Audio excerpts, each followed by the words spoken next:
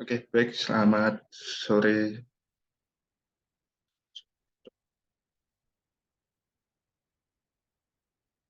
Oke, baik. Selamat siang. Assalamualaikum warahmatullahi wabarakatuh. Ya, sebelumnya saya akan memperkenalkan diri terlebih dahulu. Nama saya Fira Akbar Setioko dari kelompok 2. Di sini saya akan menjelaskan tentang apa saja yang telah dipelajari ataupun telah diberikan pada agenda 3 Latsar Kemenhub tahun 2023 ini. Nah, untuk yang telah dipelajari pada agenda 3 Latsar Kemenhub ini yaitu mengenai tentang Smart ASN. Nah, di sini saya akan menjelaskan atau memberikan pandangan apa yang dimaksud Smart ASN itu dengan memuat 4 pilar digital. Yang pertama yaitu digital skill, yang kedua digital kultur, yang ketiga digital ethics, dan yang keempat digital safety.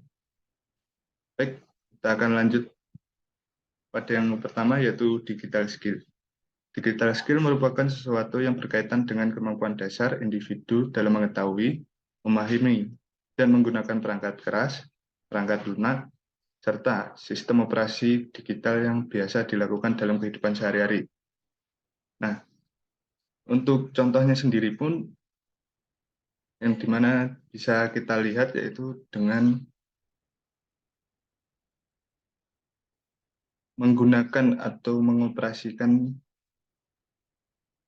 perangkat-perangkat yang ada pada alat elektronik, misalkan dari handphone, laptop, yang biasa sering kita gunakan untuk bekerja ataupun untuk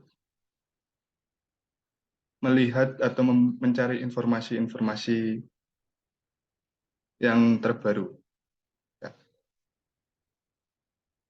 Dan untuk yang mungkin memahami atau mengetahui perangkat keras, antara lain mungkin dari saya sendiri, yaitu tentang bagaimana cara mengoperasikan alat kerja pada unit saya, yaitu mungkin genset.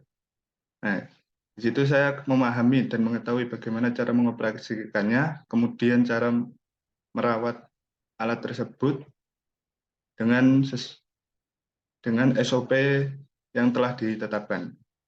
Baik. Yang kedua, kita lanjut pada yaitu digital kultur.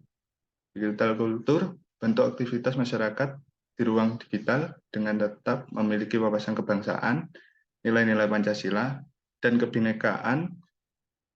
Hal ini untuk membangun kesamaan antar ruang digital dan fisik dengan adanya tata krama dan kesopanan.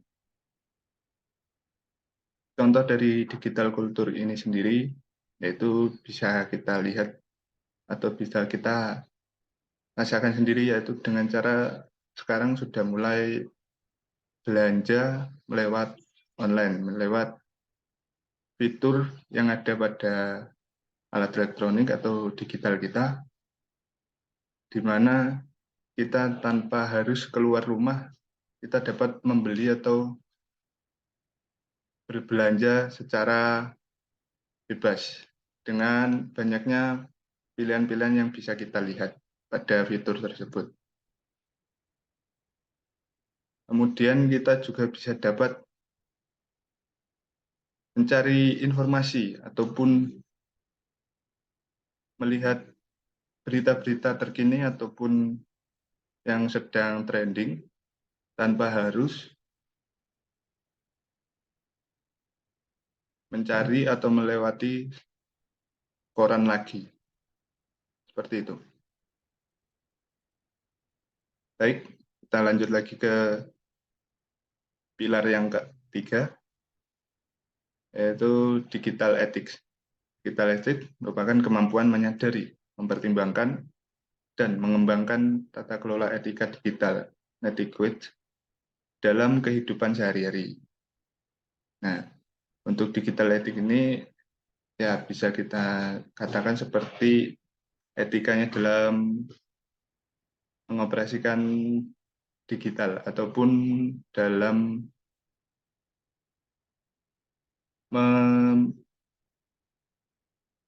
menggunakan alat digital yang kita punyai secara sopan dan ramah ataupun secara etika yang baik. Seperti contohnya kita melihat berita dan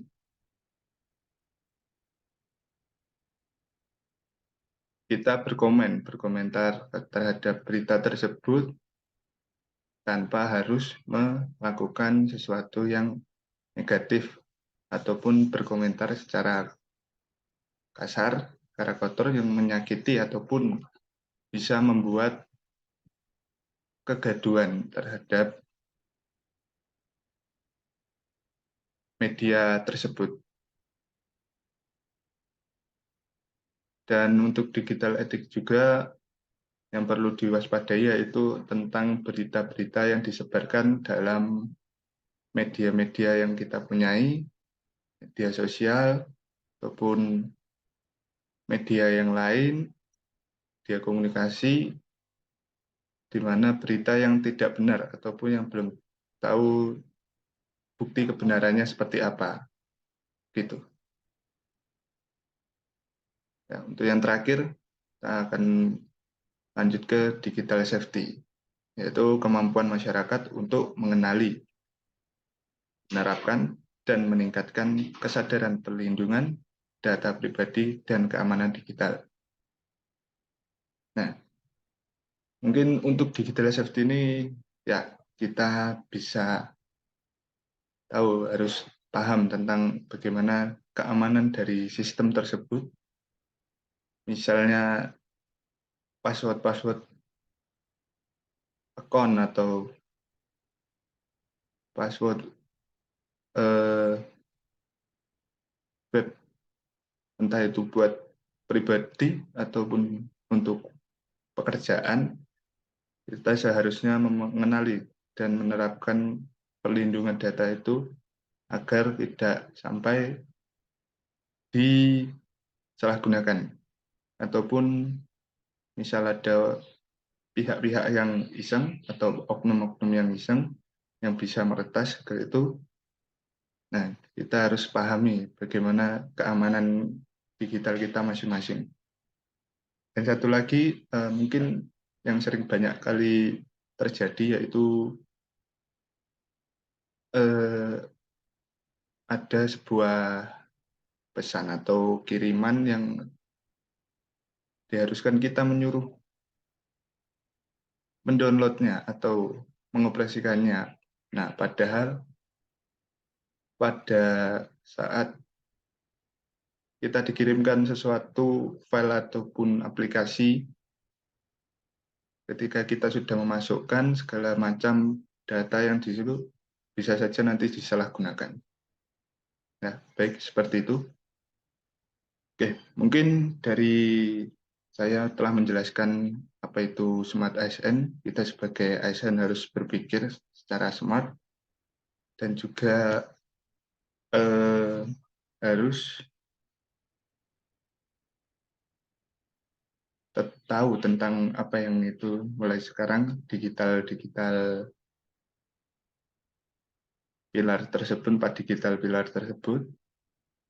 Nah, kita sebagai ASN harus menjaga semuanya agar tidak menyebabkan kita kehilangan data ataupun merusak citra kita sebagai ASN. Maka dari itu kita harus berpintar-pintar ataupun pandai dalam menggunakan digital, alat-alat digital yang kita punyai.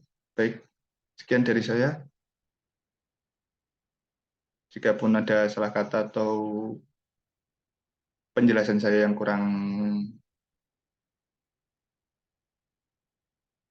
dipahami, bisa diberikan saran ataupun masukan ataupun tambahan. Jika itu bisa membantu dan membangunkan wawasan saya ke depannya kembali. Cukup sekian. Assalamualaikum warahmatullahi wabarakatuh. Salam prestasi.